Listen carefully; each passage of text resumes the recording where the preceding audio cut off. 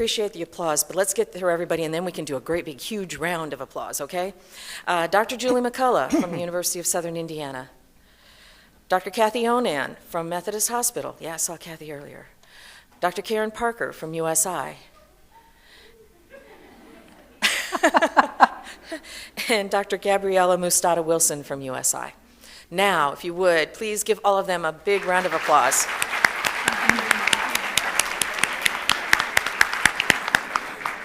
They work very hard to bring this conference together, so I appreciate all their effort, as well as we have additional staff and faculty from USI who will be involved in presenting and assisting with the coordination of the day. So if you see any of us around here, please don't hesitate to ask for any assistance or if there's anything that you need. Monday evening or even Tuesday, you should have received an email from our outreach and engagement. This is a very important email. We are going green, folks, and one of the things that in going green means we're not printing things as much as we used to, so we're not using as much paper. So that email is critically important because it has all of the information that you need for this conference today. So you want to make sure that you receive that email, and if you did not, then you need to be checking with the registration desk so that we can assure that you are receiving the information. The email will have a link that connects you to the web page that has all the conference material. But even more critically important than that is it has a link to the evaluation tool. And for those of you that are interested in getting continuing education units, which is always important, you want to be sure that you complete that evaluation tool because that's the mechanism that we have then to in turn give you your certificate of attendance and your documentation of continuing education units. Students, and we have many students here, which is great, we also want you to complete that evaluation. That evaluation is important, and it's a way to us testify that you, in fact, have also participated in this conference as well. So please spend the time, and you will have 2 weeks after today in which that evaluation link will be open. So please make sure you complete that evaluation and give the planning committee ideas for next year as well. There are directions for the download for the app. How many times do you think we'd say app anymore now? You know, it's like every time we talk, we're talking about apps. That can be used for your phones and tablets. Again, if you're having difficulty getting a hold of that app or getting that app to work, talk to someone at the registration desk and they will be able to help you. A couple of other things that I need to alert you to is that immediately following the keynote address, the juried poster session will be held in UC East. We're in UC West, so it's at the other end of the hall. And this is a concourse area. This area is just past the registration desk where you signed in. These juried posters will be available and the individuals will be at their posters to talk about anything that you would like to talk to them about from 9:45 to 10:15. And right after lunch, then, the USI Doctor of Nursing Practice students, and these are our second year students, or some, I guess, full-time potentially too, will be available to discuss their posters from 12:10 to 12:30. Contact hours will be offered for these sessions, so make sure you have an opportunity to spend some time with the posters and talk to the individuals that are putting that information out there for us. There are then there are only 9, not 90. We'd be here till 2016 if there were 90. There are 9 20-minute concurrent sessions. They are in various rooms throughout this floor. Some of them are in here, which is Carter Hall D. Some are in A, which is on the other side of that wall back there. And then there are 2 rooms that are on UC East that will be available then for us to have the breakout sessions during the afternoon. To access these rooms, again, on the UC East, go past the registration and you'll see them as you're going down that hallway. As always, restrooms are available. That's important. And they're on this floor as well as the floor below us. One additional thing, if you paid full registration, you received a lunch ticket, should be a yellow ticket. You can take that ticket to anywhere you want to go here on campus. And all of our eating venues are here in this building, and they're on the first floor on this side or on the east side. So on this side, well, I guess you also have the loft, which is here on the second floor. First floor is Burger King and Subconnection. And on the other side, UC East, you have Archie's Pizzeria, Salsa Rico, and cyclone salads. So you have multiple choices as far as eating at lunchtime. You know, I hope you have a very informative day, and I hope that all of you have the opportunity to network as we're discussing, again, evidence-based practice and nursing research. So this is a critically important day for us to continue to move this agenda forward. So I hope you have a great day. And I would like to now introduce Dr. Michael Hand, who is the president of the Omicron Psi chapter of Sigma Theta Tau International.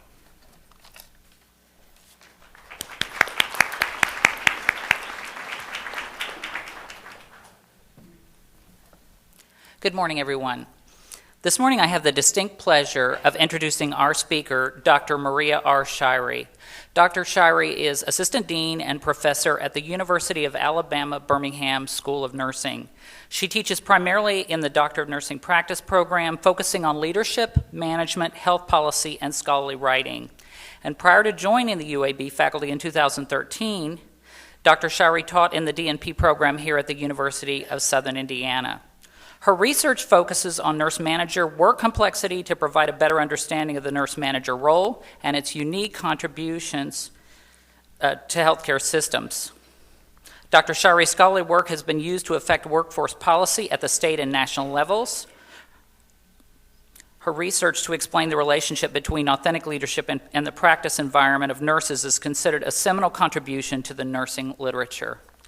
A previous nurse executive with over 30 years of experience in the healthcare field, Dr. Shirey is a champion for healthy work environments that enhance the ability of healthcare professionals to provide safe, quality care while personally growing, thriving, and remaining engaged within the discipline.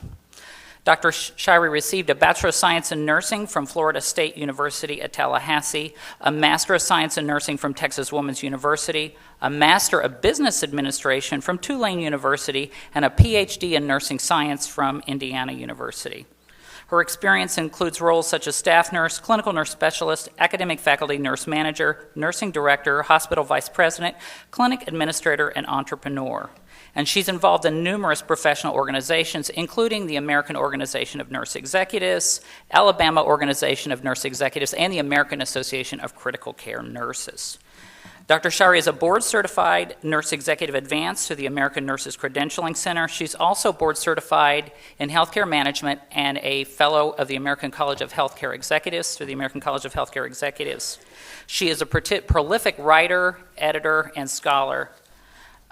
Additional honors include, in 2010, her work for, I lost my place, I apologize.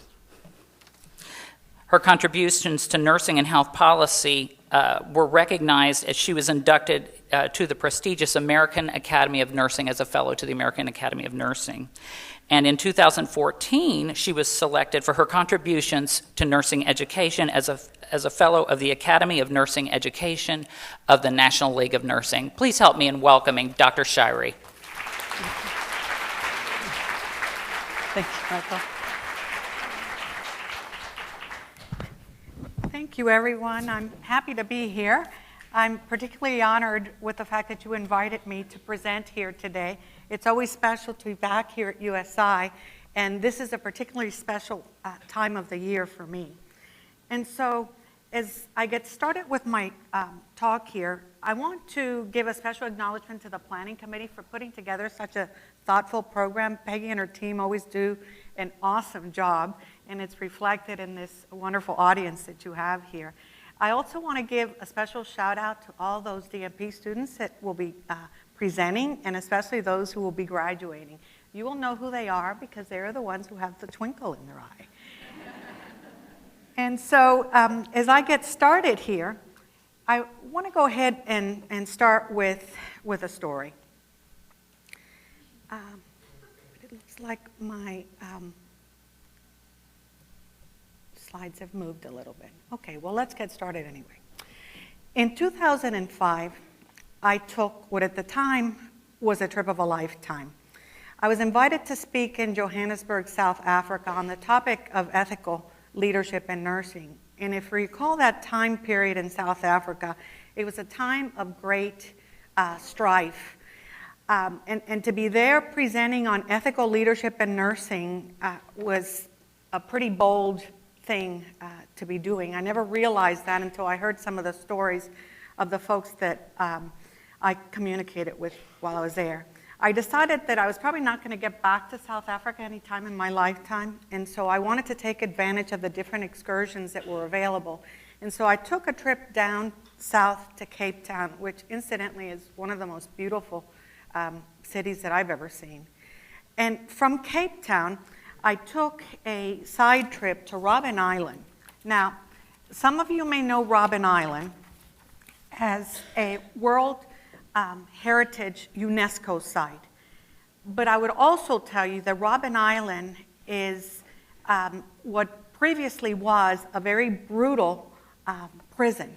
And it was the prison where Nelson Mandela, who was the first democratically elected president of South Africa, was imprisoned for 18 years of the 27 years that he was in captivity before the fall of apartheid in his country. And so the trip to Robben Island was on a short ferry ride that delivered us to the guards' site here. And then we were picked up by bus and we were toured throughout the island. There were several key landmarks that I saw while I was there. The first of them was this limestone area, which was an area where the prisoners were forced to work hard labor, chiseling this stone by hand. This area was so bright that over the years that Mr. Mandela worked in this limestone area, he was blinded because he was not permitted to wear glasses while he was doing his work.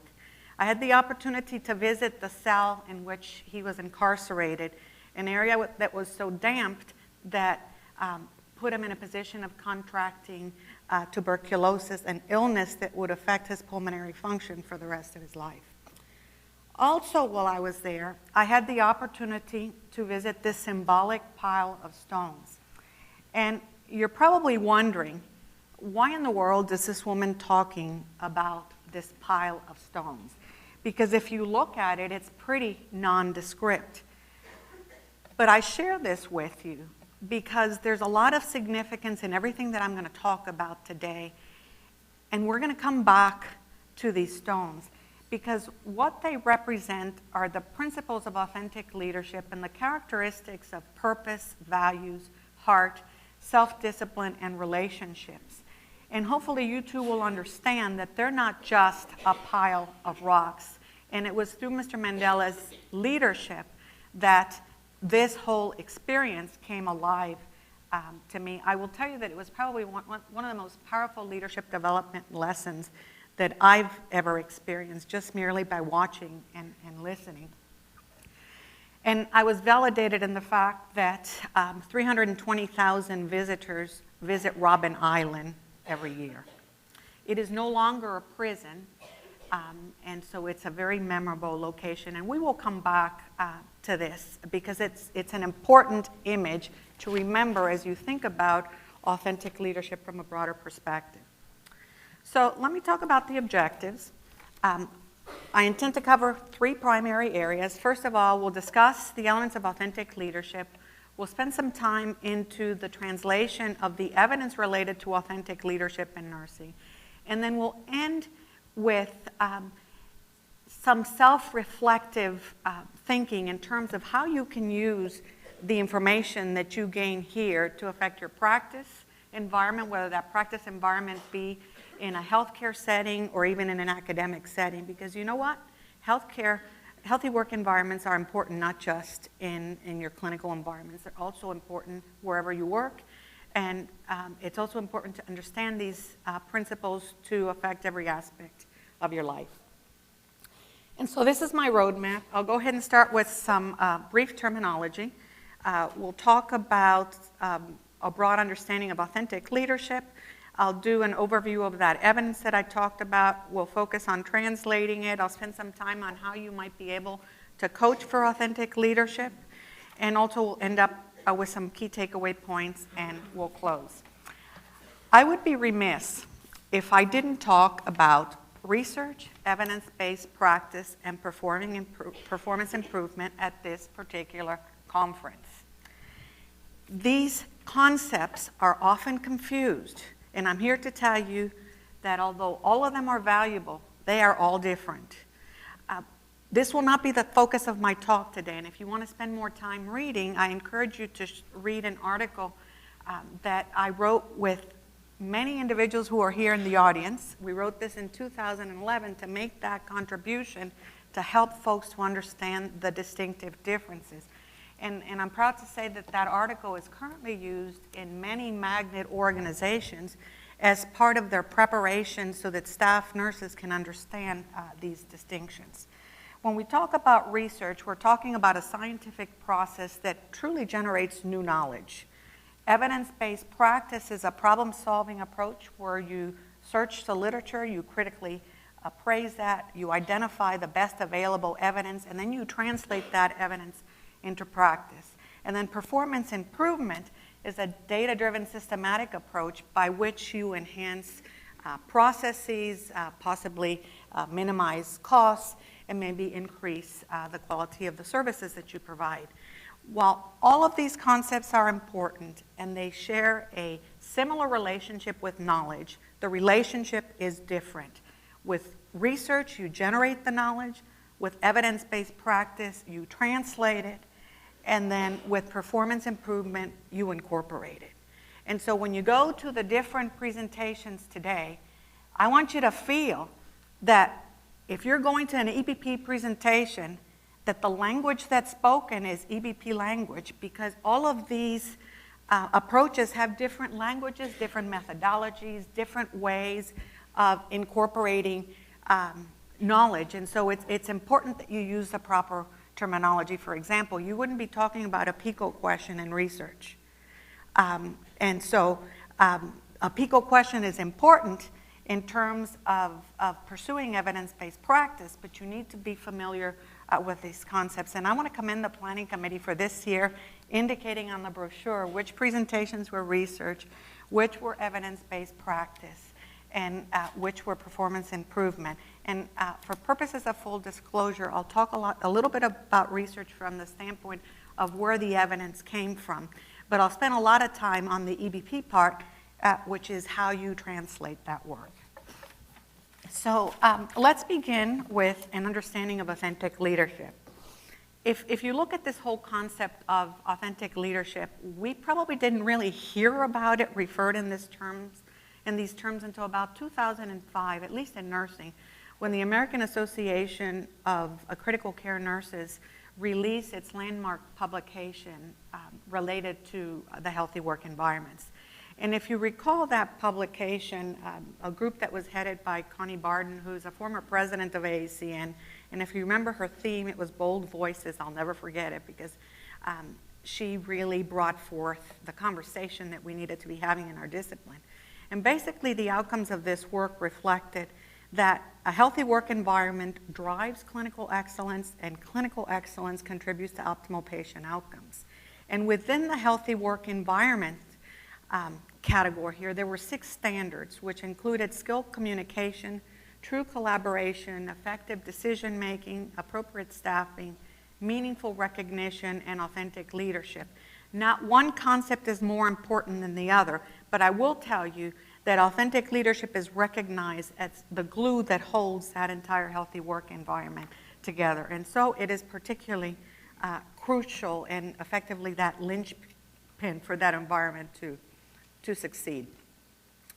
Let me introduce very briefly a conceptual definition of authentic leadership. A conceptual definition is pretty much like a dictionary type of definition, and the earliest definitions of authentic leadership talked about this being a positive leadership that is practiced by individuals who are genuine, trustworthy, reliable, and believable. And I want to underscore the genuine, trustworthy, reliable, and believable.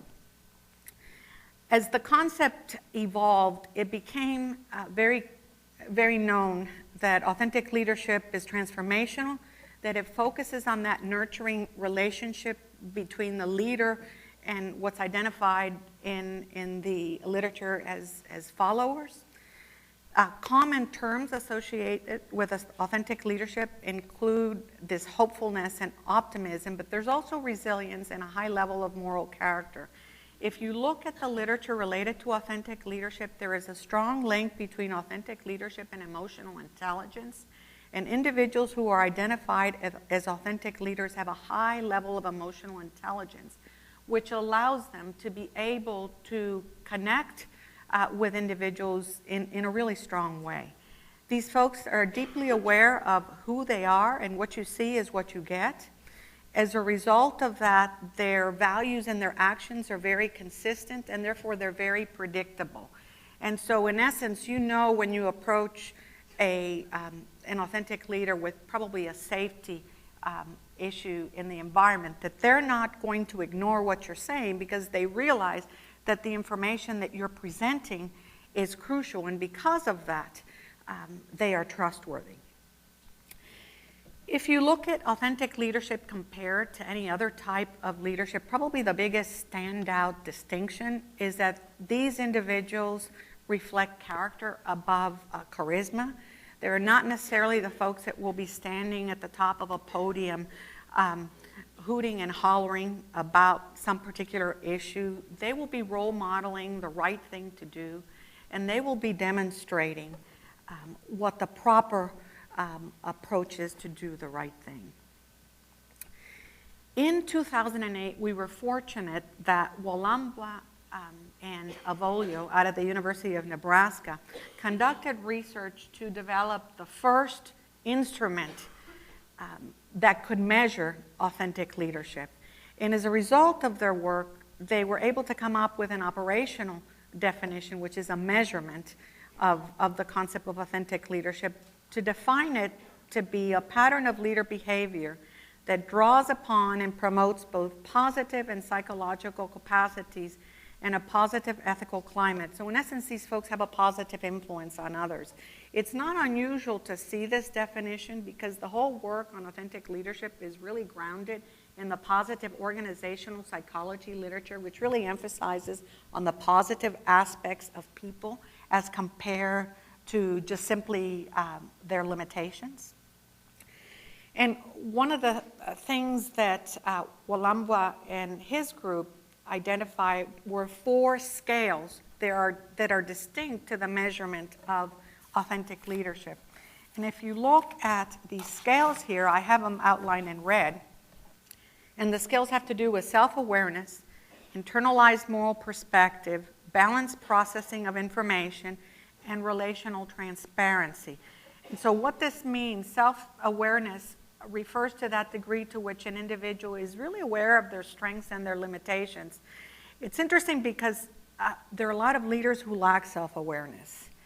And where you really see this is when you ask a leader to do an assessment of themselves, 9 times out of 10 their self-assessment is going to be higher than the people who experience their leadership. And so ideally there should be a congruence between how you see yourself and how the people who work with you on a daily basis see you. And so self-awareness really is crucial. Then there's the notion of internalized moral perspective. And this relates to the degree that leaders set a high standard for moral and ethical conduct. This is the walk the talk type of approach. And then there's balanced processing of information, which has to do with the degree to which leaders solicit information prior to making decisions. And so this balanced processing piece entails reaching out to others to help them to find what they're missing. And so it's important to be able to ask that question and to ask the divergent opinion and to say, what part of this don't you agree with? Some leaders have a hard time with accepting being challenged. And so one of the things that authentic leaders score high on is this balanced processing, that before they make decisions, they incorporate the various important pieces that are crucial. Now, I don't mean incorporating information to the point of paralysis, because you need to be decisive and go with the right decision. But at least you hear your people out. Now, why is this important? I'm sure that you've been following the literature with the Lufthansa accident and the pilot who committed suicide, and all of these individuals who died on that plane. If you look at the business literature related to this particular incident, what is starting to emerge is that there were things that people who worked with this pilot were seeing, but things that they did not disclose because they worked in an environment where what folks disclosed was diminished. And so what happens over time is when people try to speak up and there's silence, there gets to be a point in time when they stop speaking. And this has happened time and time again. Look at the Titanic incident. If you read about the Titanic, the builder of the boat was concerned with aesthetics and the elegance and the beauty of the boat. But the engineers were saying, we don't have enough life jackets. And there came to be a point in time when the engineers were silenced. And of course, you fast forward and you know what happened in history. So this whole balanced processing piece is important, as well as the relational transparency. And this is the degree to which leaders reinforce a level of openness with others that provides them an opportunity to be forthcoming.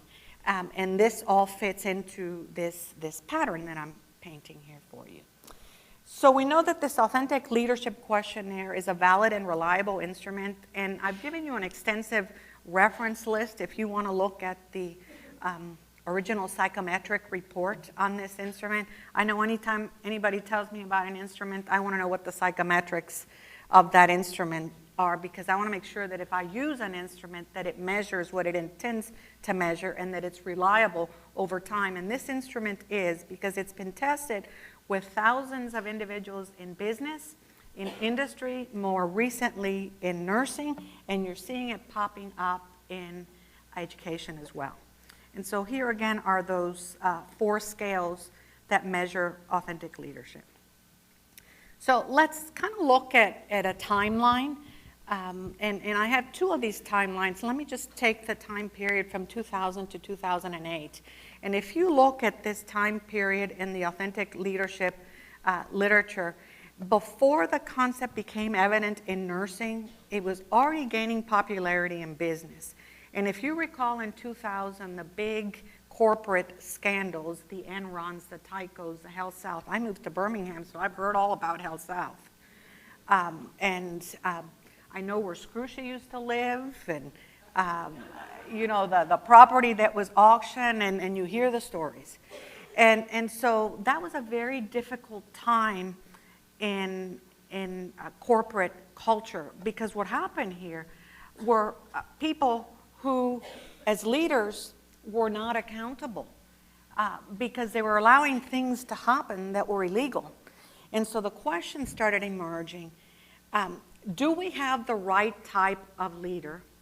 Do we need to always stick with the charismatic individuals who push us with the idea of reaching an end, and they don't care how you get there, which was an example of what was happening at this time?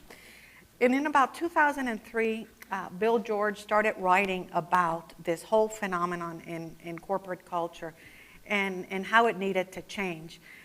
Bill George currently is a professor at Harvard, but at the time that he wrote this, he was the CEO of Medtronic, the company that produces cardiac devices. And he was very courageous in what he wrote about when he discussed what authentic leadership should look for the long run. Shortly thereafter, Avolio and his group produced a publication that was called Unlock the Mask, where they started basically exposing what leadership with moral fiber looked like. And about that time, George published a book called My True North. In 2005, when AACN released its landmark publications and released the information about the healthy work environment, I became very interested with that whole concept of authentic leadership, because if you really look at the AACN standards, they did not fully explicate what authentic leadership is and should look like. And so that became part of the work that I engaged in. And I was fortunate at the time that I had a pretty awesome mentor in Dr. Angela Barron McBride at Indiana University, who served as a bouncing board for that work for me. And so as a result of that, I published in 2006 the first paper on authentic leadership in nursing that's in your reference that talks about how it's used to create and sustain healthy work environments in nursing. And since that was published in 2006, it's the #1 most cited article on authentic leadership in nursing. So it makes you feel proud that you spent a lot of time developing the work and that it's actually being used. And so I'm very grateful. And then in 2008, I mentioned to you the release of the Authentic Leadership Questionnaire. And so what you see here is a shift from business to nursing, and it is exploding in multiple disciplines. Okay, so we're going to spend 90 minutes together. I want to make sure that everybody is awake and energized, and I don't want you looking like this, okay? So we're going to have a little understanding check. And so we're going to trial out a couple of questions here. And so the first question that I'm going to ask the group, and anybody who feels comfortable answering this, please raise your hand and come forth.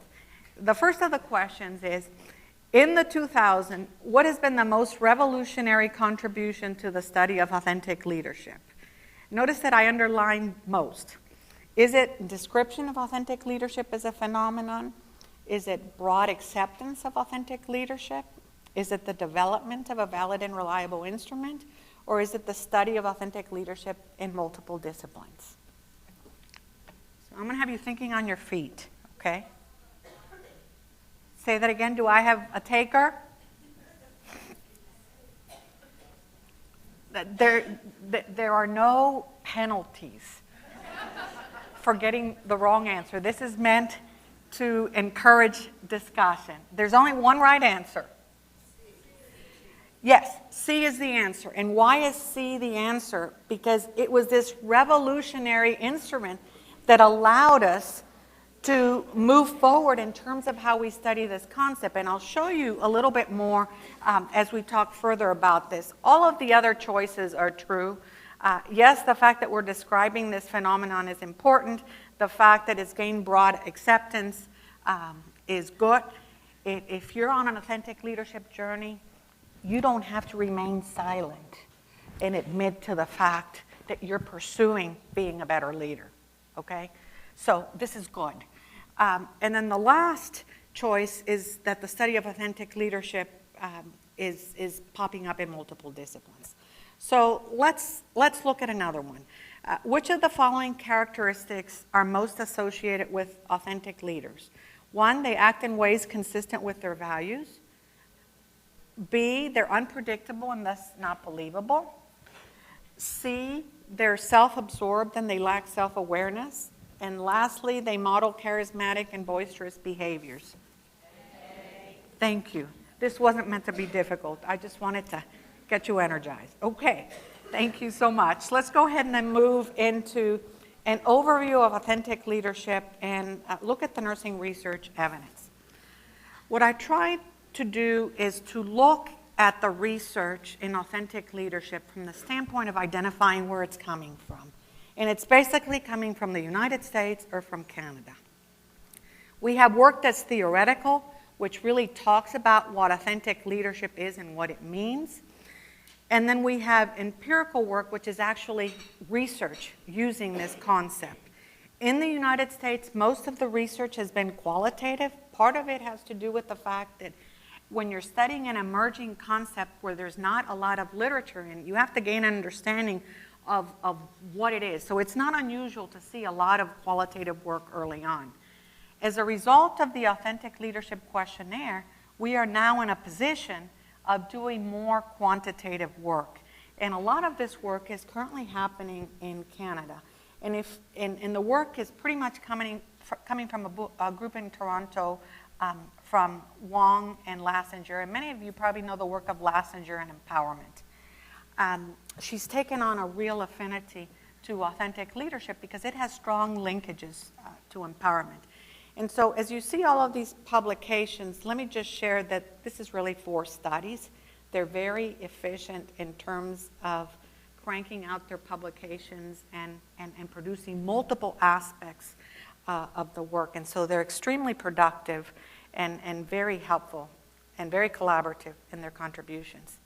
And so if we look at this timeline again, and we look at it in its totality, we see the shift from qualitative to quantitative. We see that the Authentic Leadership Questionnaire was crucial in the evolution. But there's another piece that is really crucial in this evolution, and that is this whole notion of sources of funding. To conduct this type of health services research is very expensive. And here in the United States, where the big dollars are for funding for research, this is not the work that they're funding. Okay? And so the Canadians have been very fortunate because their health ministry has taken a keen interest on the role of leadership in maintaining the workforce. They were hit very hard with nursing shortages, and because of that, they invested heavily in building human capital. And so because of that, we have all benefited from the work that's been done in Canada. Here, the few areas that fund this type of research are AHRQ, and you can get funded if you tie the leadership to quality and safety, but not leadership if you're trying to explore other outcomes. And of course, there's the Robert Wood Johnson Foundation Human Capital Fund that looks at this whole building capacity, and there's a lot of promise in that. I know that most of you have studied the work of Melnick and Feinert Overholt from the standpoint of evidence-based practice. You know that there is a hierarchy within their work that talks about the different levels of evidence. And level 1 is the highest, which indicates the best evidence that you can translate. And this typically comes from systematic reviews of the literature. And it also includes a meta-analysis of randomized controlled trials. If you come to the very bottom of the pyramid, there's level 7, which is expert opinion, and the AACN Healthy Work Environment Standards is an example of expert opinion. And at the time, it was all that nursing had. So we have been very fortunate in that we have been going up the chain, if you will, in terms of the power of our evidence. And so if you look at the whole concept of authentic leadership in the literature, you see primarily that we have level 4, level 5, level 6, and level 7. Now, is this a concept that's amenable to randomized controlled trials? Maybe not, because what are you going to do? You're going to randomize one group to the authentic leader and the other one to the toxic leader? I mean, that has serious ethical implications, but there was ways around that. And one of the things that you could do is you can measure the influence of authentic leadership in one arm, and then on the other arm, you can compare it to standard leadership, which is what's happening now and what are the outcomes associated with that standard leadership. So there are ways around this, and we're moving up the chain, which is a good thing. So collectively, what is the state of the science relative to authentic leadership? What do we have and what are we lacking? And so from a design standpoint, we've done work on qualitative description. We've done work with correlational studies. We've looked at non-experimental designs, and this is a lot of the work that the Canadians have done. When you look at the level of analysis where authentic leadership has been examined, pretty much we've looked at the individual level and we've looked at the unit level. And in terms of outcomes that we've been able to document are, first of all, that authentic leaders demonstrate caring, and it is that caring that affects the mental health outcomes not only of the leader but also the followers. We know that authentic leadership inspires trust. We also know that the practices of authentic leaders are conducive to engagement, and because of that, there's a decrease in burnout associated with this type of leader. And because of that, there's less turnover in staff. And then lastly, and more recently, we've been able to make linkages to quality and safety. And so if you work in an environment where the leader is burnt out and every person that you work out is burnt out, inevitably there will be implications related to quality and safety in your work environments. So what are we lacking for anybody who's thinking about conducting research in this area? There's lots of work to do. And so It's important to look at qualitative ethnography. So in essence, to study nurse leaders in their practice environments, to see how they make decisions, how they engage with the people that they lead, and what practices that they demonstrate that truly are significant in terms of outcomes. The only way that you do that kind of research is through observation. And then there's the experimental piece, that sample design that I talked about, where you test the intervention of maybe authentic leadership development course in terms of that impact on folks who take that course, and maybe on a longitudinal perspective, how that affects their practices over time. An area that we're missing a linkage with is with teams. And so we need to have a better understanding about not just how authentic leadership affects individuals, but also how it affects teams. And then probably one of the most important things that we need to do is we need to put a price on this. Because when you're asking for the resources to implement proper leadership development programs that truly are meaningful in producing these outcomes that we want, the only way that decision makers are really going to invest in this is, one, if they're passionate about authentic leadership themselves and they buy into your notion, or two, if you can show them what the potential return on investment is. And if you can quantify some of the things that we've done already, it could be a better argument for what the potential return of investment would be in studying these types of relationships. And so we need a tangible value proposition that can speak across the minds of decision makers. So if you look in summary what the relationships are between authentic leadership and healthy work environments, let me just very briefly go over this from left to right. What we've studied a lot is how authentic leadership affects this and that. But what we haven't spent a lot of time is looking at maybe some of those precursors of what contributes to authentic leadership. And in my own work with nurse managers, I've been doing some of this work, because what I've been able to find out is that if you have nurse managers who have a very broad span of control, and they have 350 direct reports for which they're responsible for, and I'm here to tell you, I've studied those people. I've talked to them eyeball to eyeball. And it is very difficult to have that relational transparency, because half the times you don't even see each other. How can you build a relationship? And so this whole authentic leadership phenomena builds on relationships. So we have to be in environments that are conducive to fostering authentic leadership. And the other piece of this is when nurse managers are so frazzled that they're on that little hamster wheel and they can't get off the hamster wheel to think, okay, when you don't reflect, you're not at your optimal. And when you're stressed to the point of diminishing your peak performance, the other thing that suffers is your emotional intelligence. And so it becomes a vicious cycle. So we need to do a lot on the other end. But what we do know is some of the things that I've talked about, that authentic leadership does affect that personal and social relationship. And out of that comes hope and trust and the positive emotions, primarily optimism, which is conducive for others to believe in you and to want to follow and to want to give you that little something extra that comes from knowing that you would reciprocate. Those things do not happen when folks are disengaged. If you want to make a financial argument for why this is important, let me share with you some statistics that I just got from the Gallup organization. And this is research that they just published April the 2nd. And basically what they talked about is that reports show that a strikingly low 35% of U.S. managers are themselves engaged, while 51% are not engaged, and 14% are actively disengaged on the job. The lights are out, okay? So what does this mean?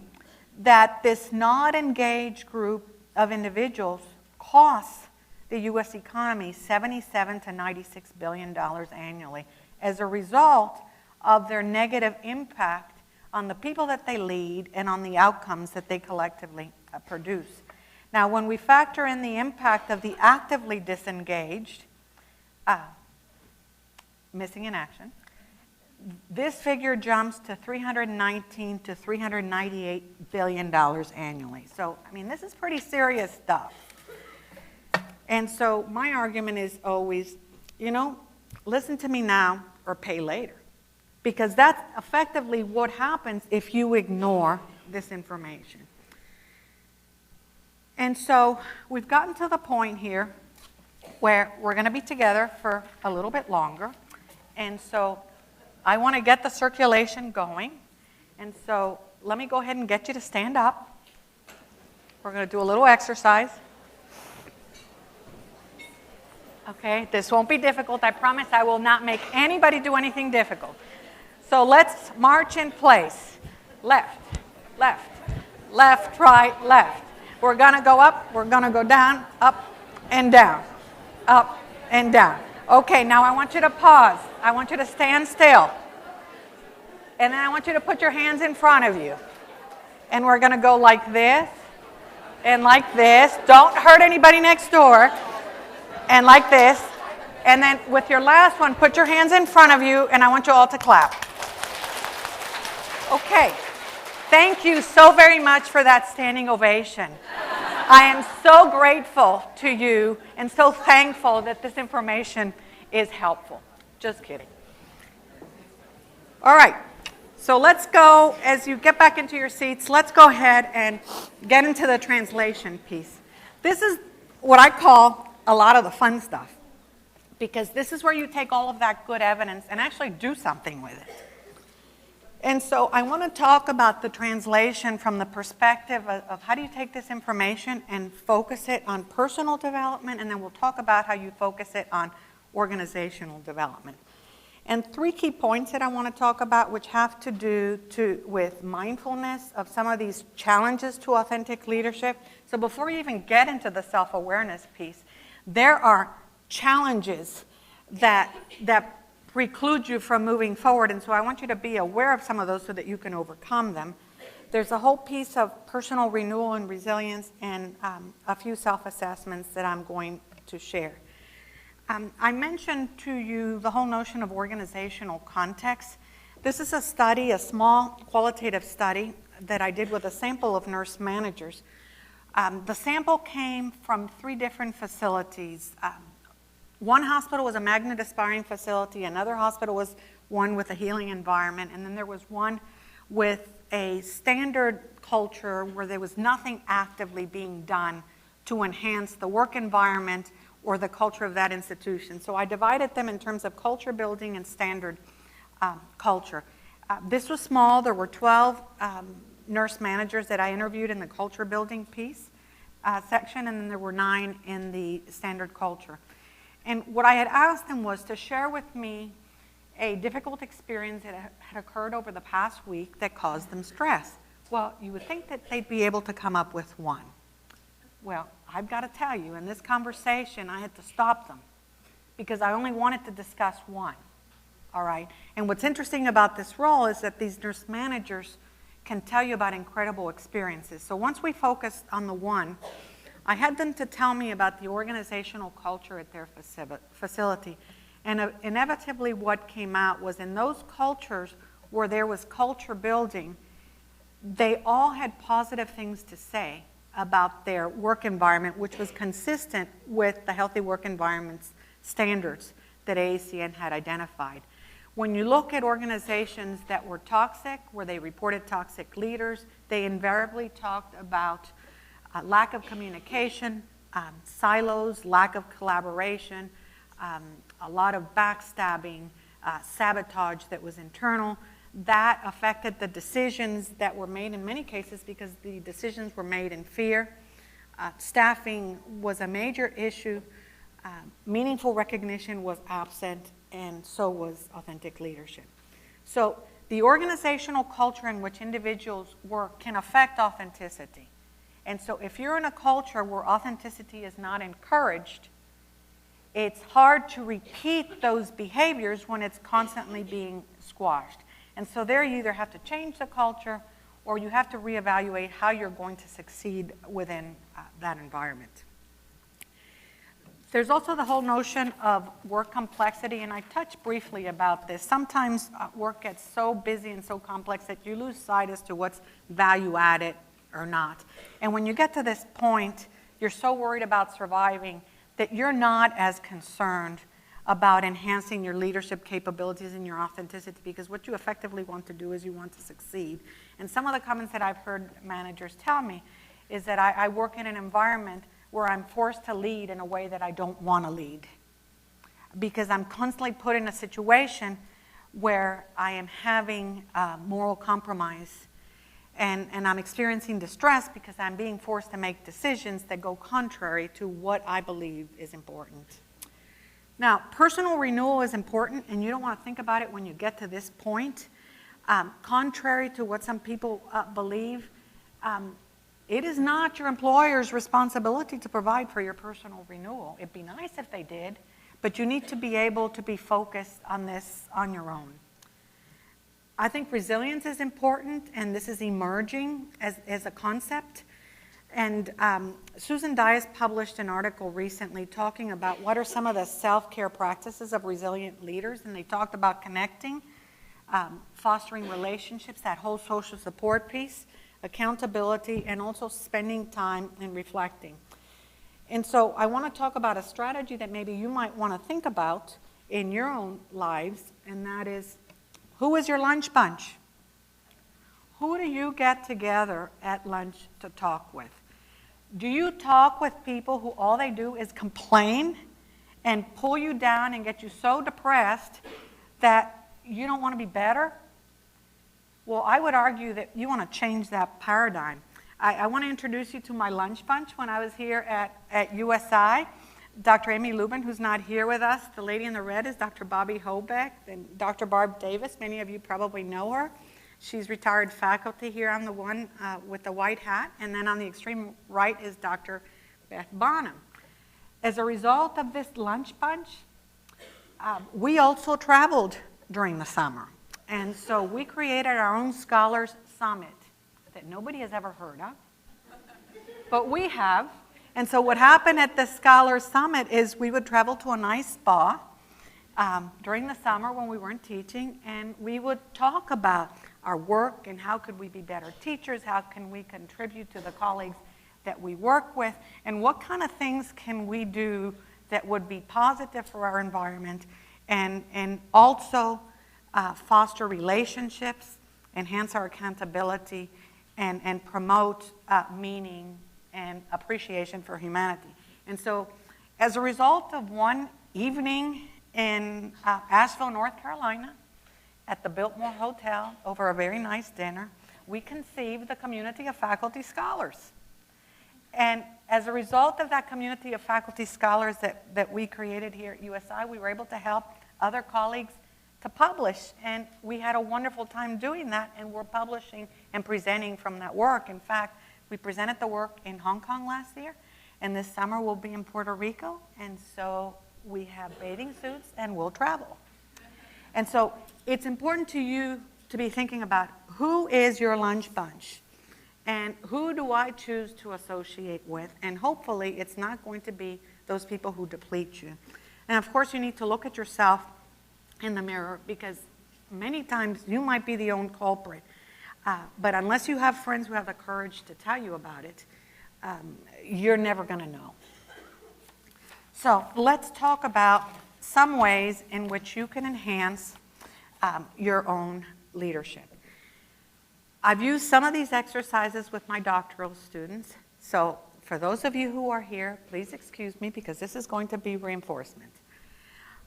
There is this StrengthsFinder book, and I'll tell you a little bit about it, which is a very easy, very inexpensive way of looking at your signature strengths. You can use it to identify what your unique talents are and what your dominant skill set is in a specific area, because the thinking is that you don't want to focus on all the things that you're bad at, but maybe what are some of those good things that you're good at in which you can instill passion and you can contribute at a broader level.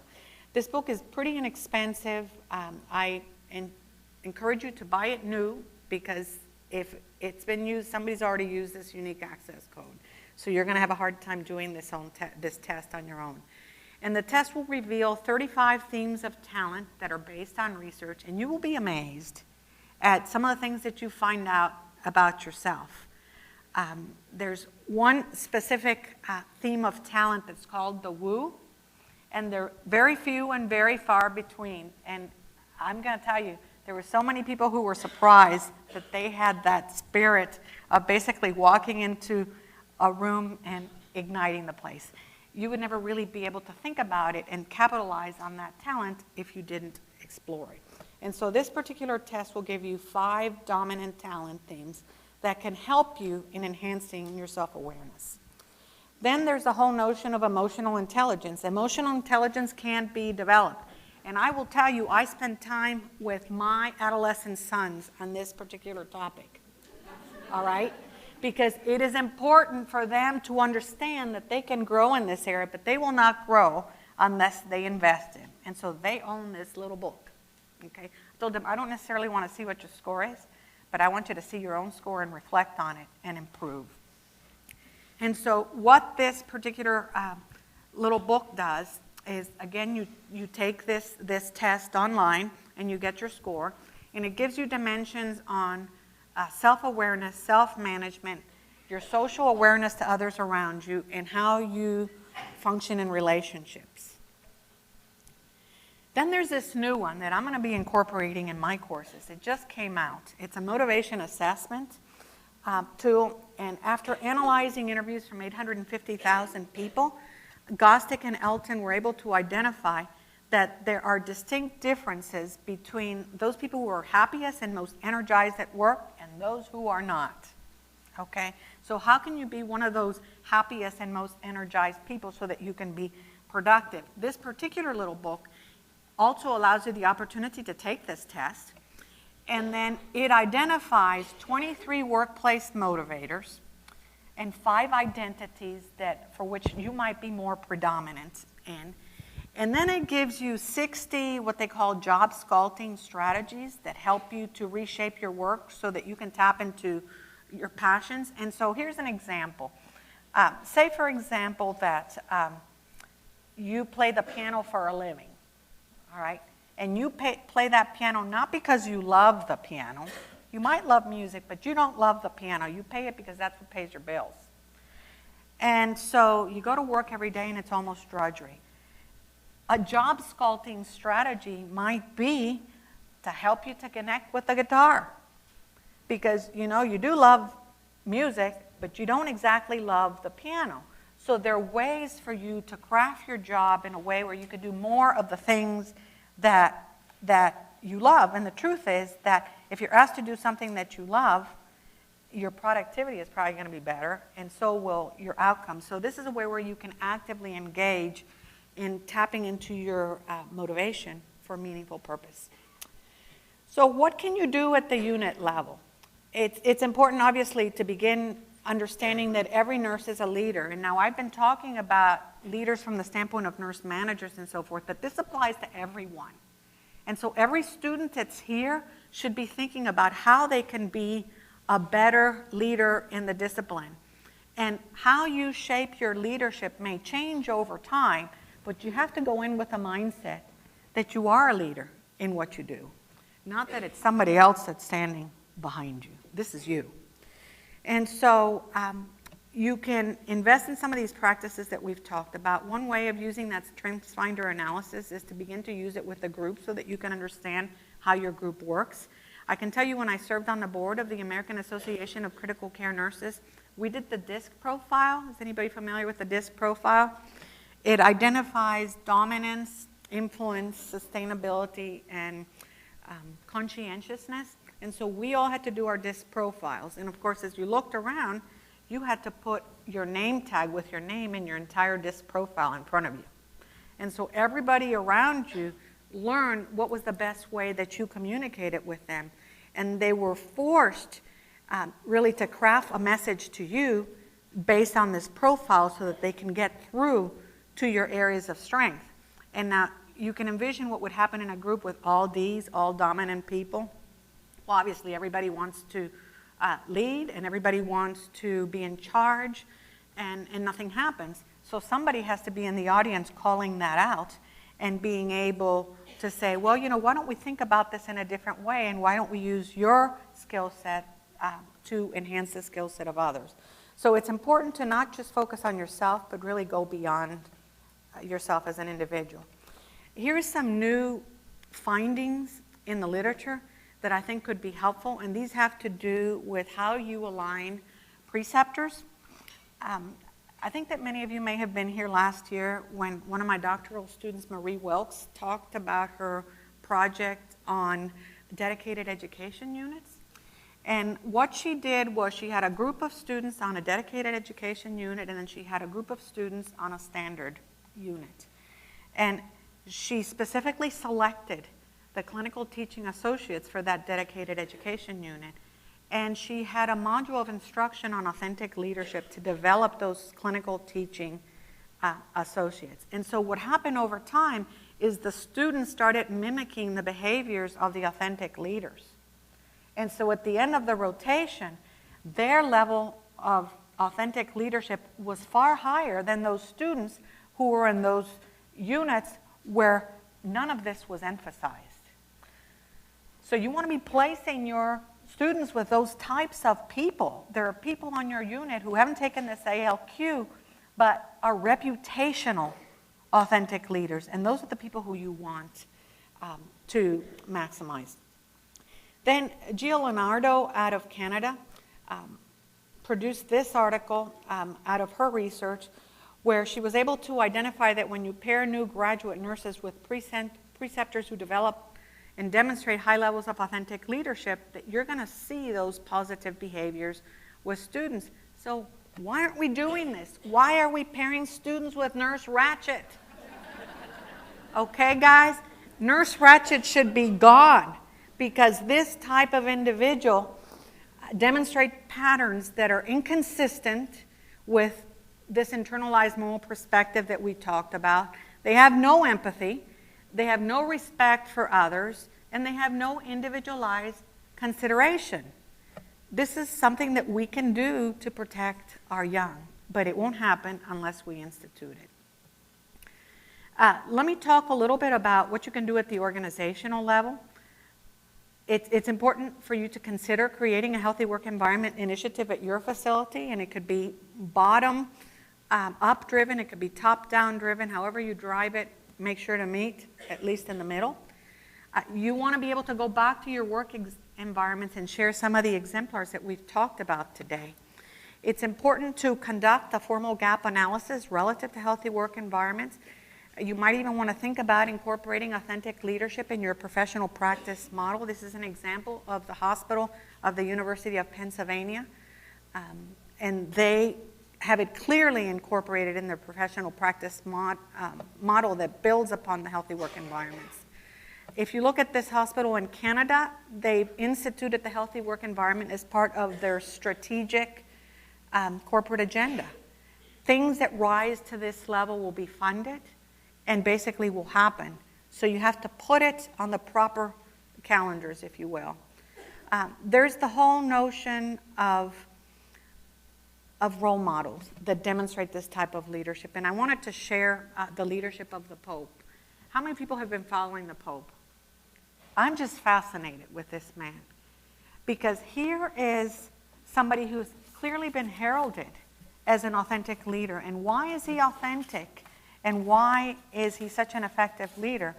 And he's all of those things because he lives his values. And if his values are values for austerity, he doesn't live in the Pope's palace. He lives in a small apartment.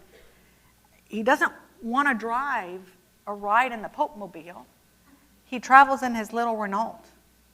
And when everybody is asleep at night, he's out and about engaging with people to learn about their stories, to connect with their wisdom, and to grow as an individual so that he can better represent him. So when we talk about translating what we've talked about, here's an example that you might be able to think about. Now, we're not all going to be the Pope. And he's the first to admit that he's a sinner like all of us. But there's a lot of things that you can learn from him. And this particular book talks about the 12 leadership lessons from Pope Francis. So let's talk very briefly about coaching for authentic leadership. Here are some examples.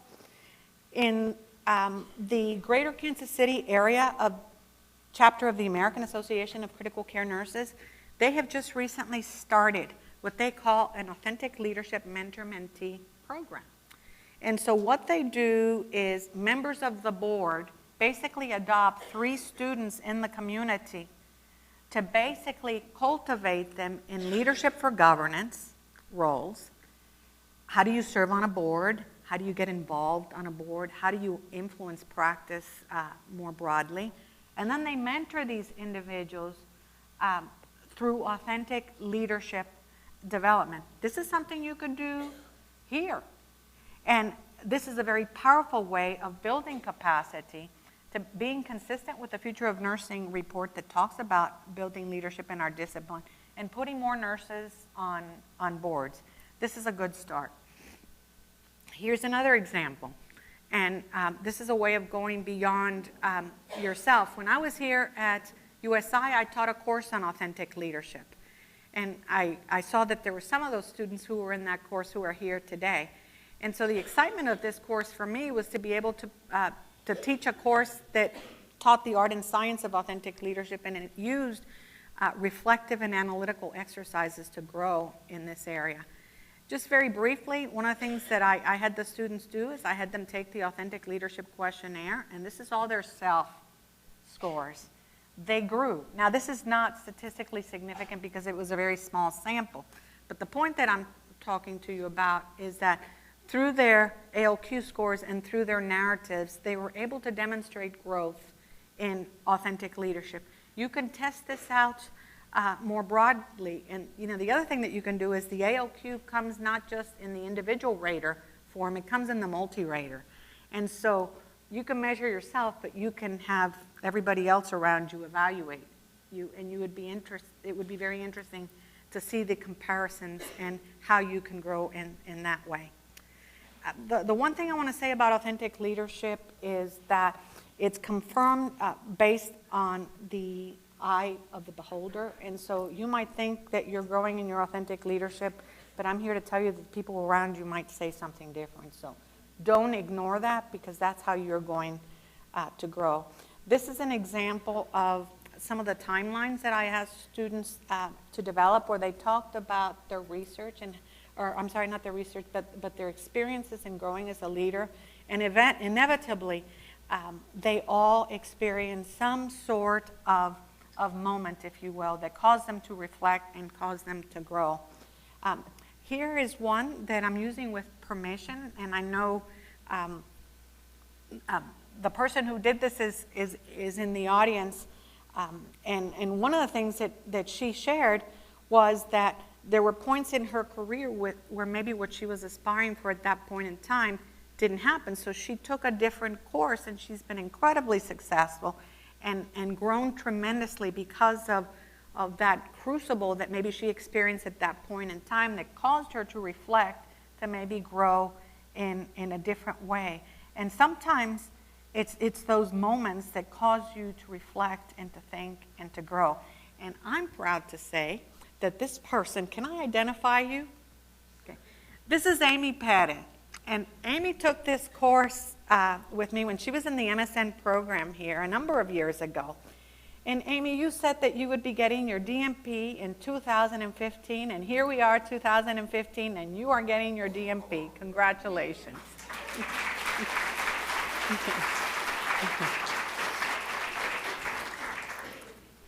So, another thing that I used in class was this movie Invictus, which really talked about the whole story about Mr. Mandela and how he used those principles to really lead his country forward.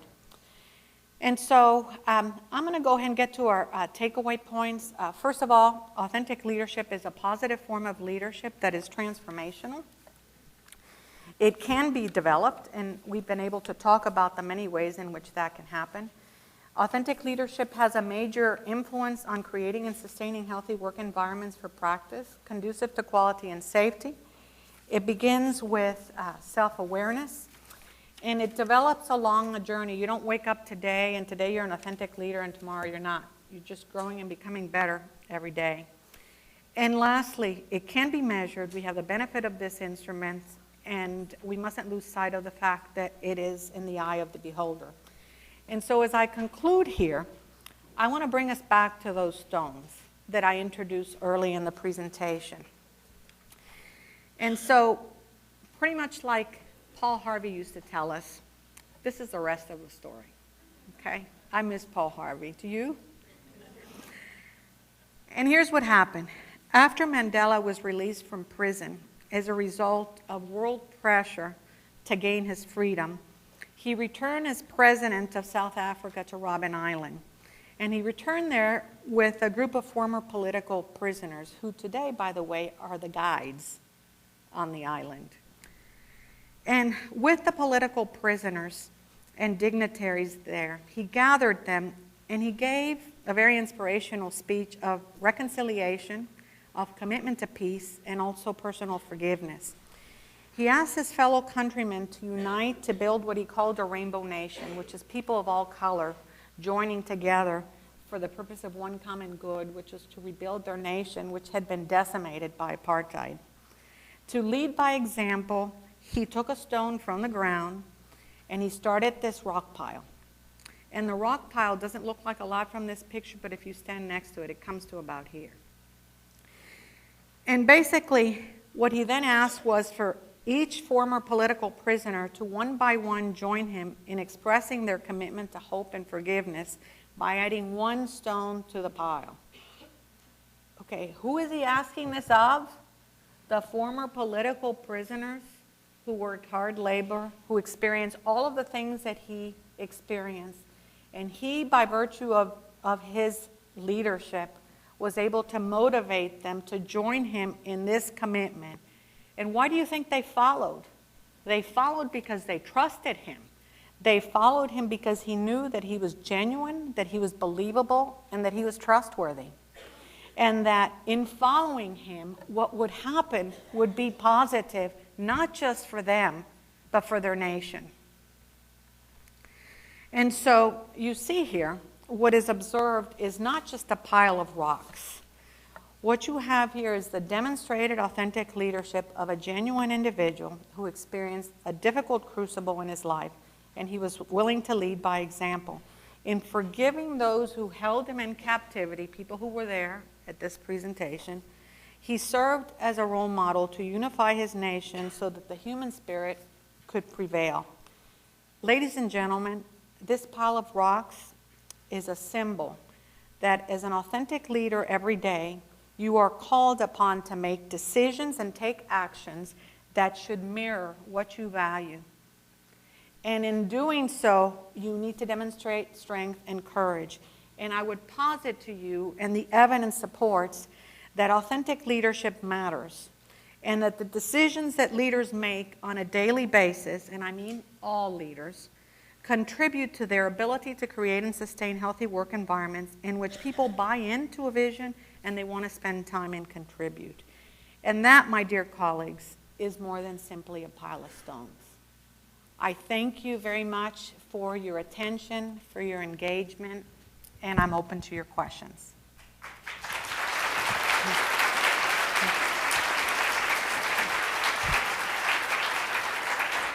Yes, ma'am.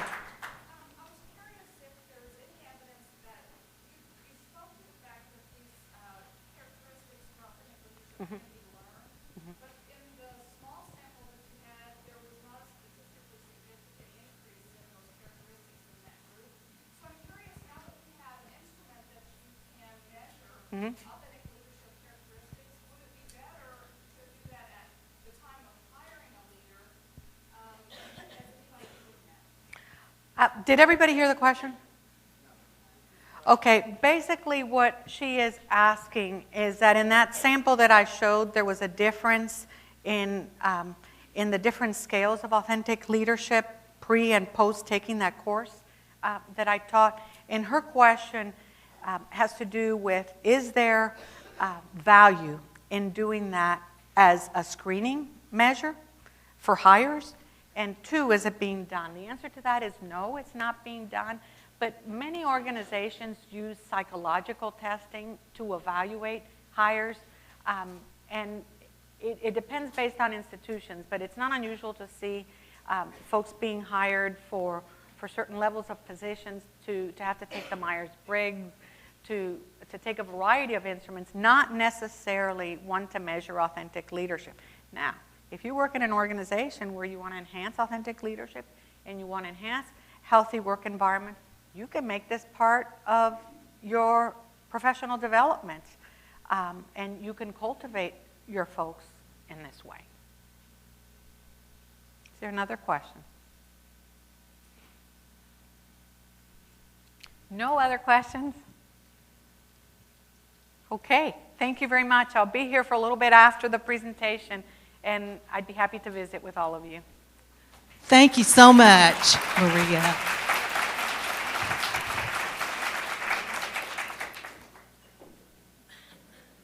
I don't know about some of those my age, but I wished I'd had this information a little earlier in my career. So I'm just really glad that it's happening now. I wanted to take this time to get a little data from you all. We've instituted the conference mobile app this year, and we've gone paperless. We had